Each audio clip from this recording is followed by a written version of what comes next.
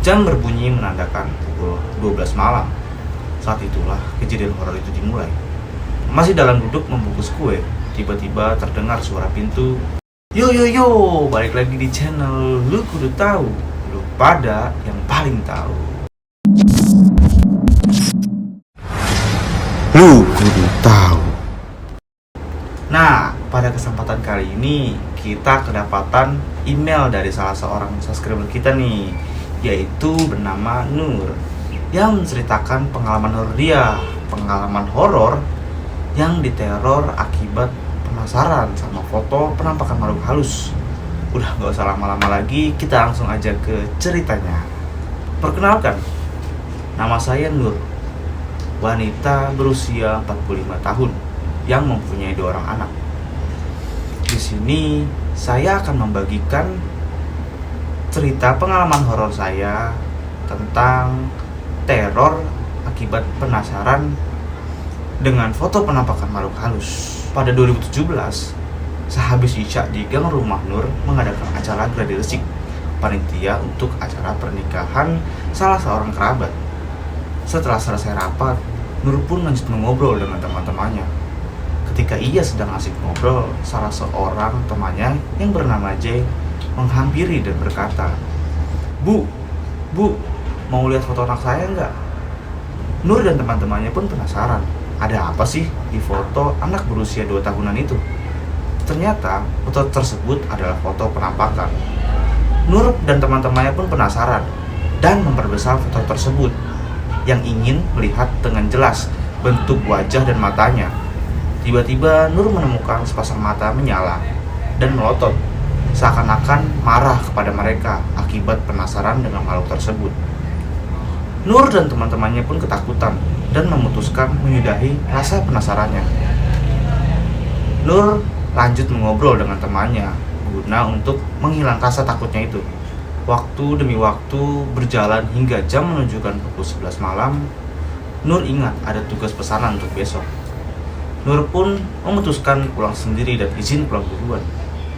Setelah berpamitan, Nur berjalan pulang menuju rumah yang terletak di belakang yang lumayan jauh dari tempat mereka berkumpul. Kebetulan, Nur baru aja pindah 2 bulan lalu ke rumah tersebut. Nur berjalan pulang menuju rumahnya yang melewati kebun dan sangat sepi. Namun Nur merasa seperti ada yang mengikutinya. Nur langsung menengok ke belakang, namun ia tak menemukan siapa-siapa di belakangnya. Setelah kejadian itu, Nur mempercepat langkah agar cepat sampai menuju rumahnya. Akhirnya Nur tiba di rumahnya dan mengingat akan siapa yang mengikutinya tadi. Tapi Nur merasa itu hanya suges karena melihat foto tadi saja. Nur pun masuk ke dalam rumah, langsung ke kamar mandi untuk cuci tangan dan cuci kaki. Setelah dari kamar mandi, Nur langsung duduk di ruang tengah untuk mengerjakan pesanan kuenya. Tak terasa jam di ruangan berbunyi. Jam berbunyi menandakan pukul 12 malam. Saat itulah kejadian horor itu dimulai. Masih dalam duduk membungkus kue, tiba-tiba terdengar suara pintu.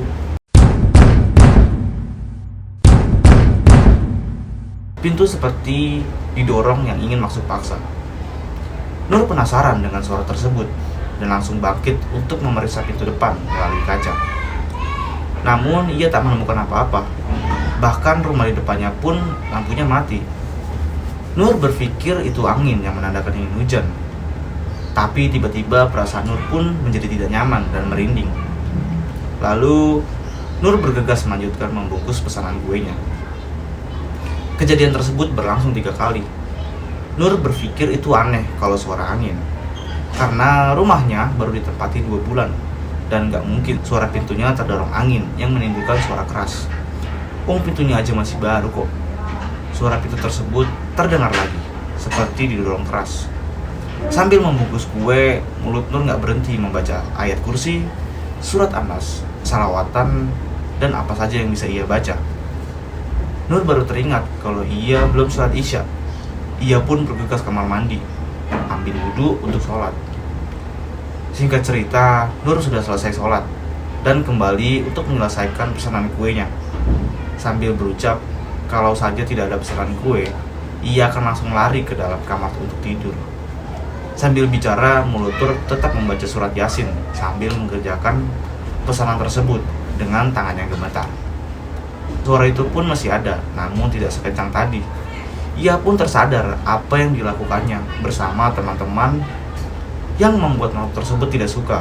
Lalu ia berbicara sendiri dan meminta maaf karena sudah begitu penasarannya dengan makhluk tersebut, yang membuat makhluk tersebut marah dan mengikutinya sampai ke rumah. Akhirnya, alhamdulillah, perlahan-lahan suara itu menghilang dan Nur bergegas menyelesaikan pesanan itu dan langsung masuk kamar tanpa merapikannya. Nur menuliskan pesan atau nasihat, yaitu jika kita mendapati foto makhluk halus, jangan terlalu penasaran dan biarlah masing-masing dengan dunianya sendiri. Jangan saling mengganggu, dan yang paling penting yaitu dahulukan sholat, karena Nur pulang sudah larut malam, bukannya langsung sholat tapi malah mengerjakan sesuatu yang mengakibatkan gampang diganggu seperti cerita di atas. Ya, itu tadi cerita dari salah satu subscriber kita nih yang bernama Nur tentang pengalaman horornya dia nih. Menurut kalian gimana ceritanya? Serem atau biasa aja? Atau gimana posisi kalian kalau mengalami kejadian seperti Nur nih? Apakah marah atau takut dan langsung hibrid gitu? Kalau gua sih lebih ke arah hibrid. Atau kalian punya juga nih pengalaman horor kalian yang ingin diceritakan, atau kalian mau jadi narasumber, bisa email kita di lkt.lugurutahu@gmail.com. Semoga cerita Nur tadi bisa dijadikan pelajaran dan bermanfaat buat kalian, khususnya buat gue juga nih. Sekian aja dari video kali ini tentang petaka akibat penasaran foto penampakan makhluk halus.